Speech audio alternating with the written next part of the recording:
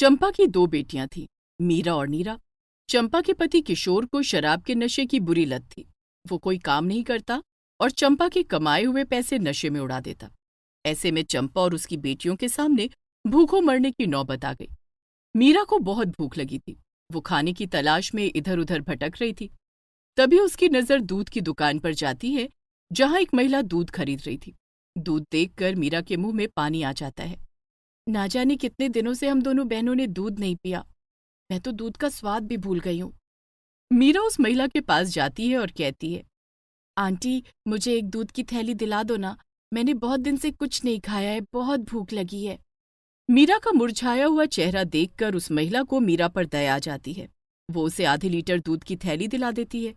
तभी दूध वाला चिल्लाता है, अरे मत दिलाओ मैडम, इन लोगों की यही आदतें हैं। काम धाम करना नहीं है, रोज किसी ना किसी से भीख मांगते हैं। कोई बात नहीं भैया, कितने पैसे हुए? 32 रुपए। वो महिला दूध वाले को पैसे देकर वहां से चली जाती है। मीरा दूध की थैली लेकर वहां से जाने लगती है। तभी वो देखती है कि वहां पर मोमोज वाले की स्टॉल लगी है। दो लड़कियां वहां मोमोज खा रही हैं। यार, मेरा तो पेट भर गया, ये 2 मोमोज बच रहे, तू खा ले। नहीं नहीं, मैंने अपना पूरा मोमोज खा लिया, अब नहीं खाऊंगी। तुझे नहीं खाने तो डस्टबिन में फेंक दे। डस्टबिन में क्यों फेंकना? यहीं सड़क के किनारे रख देती हो, कुत्ते खा लेंगे, किसी का तो पेट भरेगा। वो लड़की दोनों मोमोज सड़क के किनारे रख देती है और दोनों लड़कियां वहां से चली जाती हैं। मीरा दौड़कर दोनों मोमोज उठा लेती है और उन्हें लेकर घर आ जाती है। घर आकर वो नीरा से कहती है, नीरा देख मैं क्या लाई हूं। मीरा के हाथों में दूध की थैली देखकर नीरा की आंखें खुशी से चमक जाती हैं। अरे वाह, दूध! हाँ ये देख, मैं मोमोज भी लाई हूं, लेकिन माँ कहाँ है? दीदी, माँ हमारे लिए खाना लाने गई है। तभी चंपा घर आ जाती है।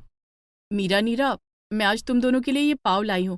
बहुत ढूंढने पर कचरे के ढेर के पास मुझे ये पाव मिला, इसे तुम दोनों खा लो।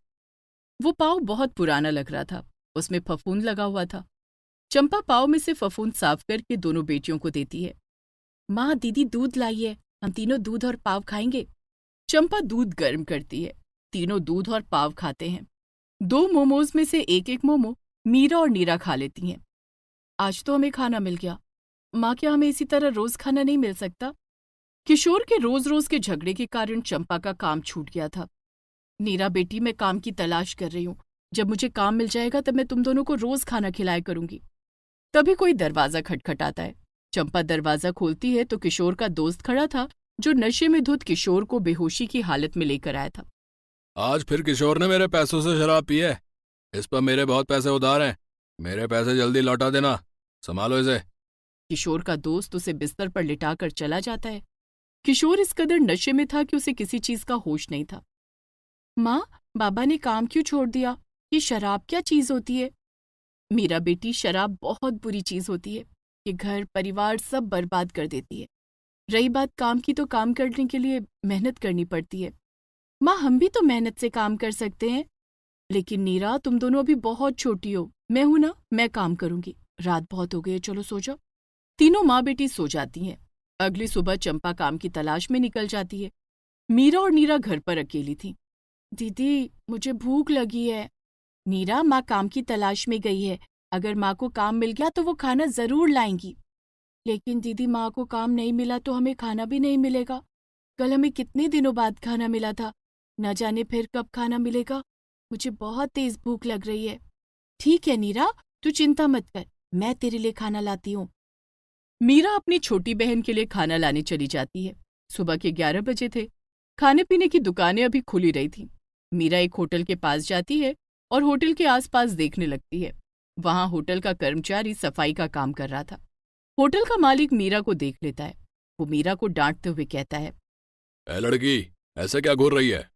साहब, मुझे खाना मिलेगा क्या? अभी तो खाना बना भी नहीं है। खाना बन भी गया तो कस्टमर खाएंगे, तुझे नहीं मिलेगा। चल भाग यहाँ से। दुकान का मालिक मीरा पर पानी का ग्लास फेंक देता है। मीरा वहां से भागती है। वो देखती है कि होटल के बड़े बड़े बर्तन बाहर धोने के लिए रखे थे, जिसमें रात का बचा हुआ बासी खाना था। वो सबकी नजर बचाकर उसमें से खाना निकालने लगती है। वो खाना खराब हो चुका था। उसमें से बदबू आ रही थी। ये खाना मैं नीरा को कैसे खिलाऊंगी? ये तो सड़ चुका है। लेकिन तभी उसे नीरा की बात याद आती है। लेकिन दीदी, माँ को काम नहीं मिला तो हमें खाना भी नहीं मिलेगा। कल हमें कितने दिनों बाद खाना मिला था, ना जाने फिर कब खाना मिलेगा। मुझे बहुत तेज भूख लग रही है। मीरा एक पॉलीथीन में कुछ रोटियां और सब्जी रख लेती है। होटल का मालिक उसे ऐसा करते हुए देख लेता है। वो डंडा लेकर मीरा के पीछे भागता है। चोर चोर चोर! मीरा डर जाती है। वो खाने से भरा पॉलीथीन वहीं छोड़कर भागने लगती है। भागते भागते वो एक आदमी से टकरा जाती है जो सामने से दौड़ता हुआ आ रहा था। मीरा उसे पकड़ लेती है। अंकल अंकल मुझे बचा लो, वरना वो होटल का मालिक मुझे डंडे से मारेगा। कौन है तू? मुझे छोड़। उस आदमी के हाथ में एक बड़ा सा बैग था।